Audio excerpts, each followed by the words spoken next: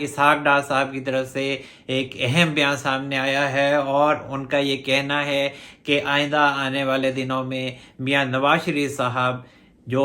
جن شخصیات کے حوالے سے وہ انتقامی کارروائیوں کا عندیہ دے رہے تھے اور یہ مطالبہ کر رہے تھے کہ ان شخصیات کے خلاف سخت سے سخت کارروائی کی جائے، اب میاں نواز شریف صاحب اس حوالے سے کوئی بیان جاری نہیں کریں گے، کوئی مطالبہ نہیں کریں گے، بلکہ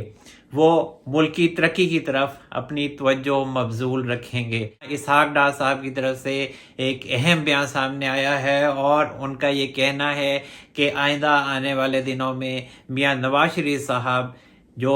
جن شخصیات کے حوالے سے وہ انتقامی کارروائیوں کا عندیہ دے رہے تھے اور یہ مطالبہ کر رہے تھے کہ ان شخصیات کے خلاف سخت سے سخت کارروائی کی جائے، اب میاں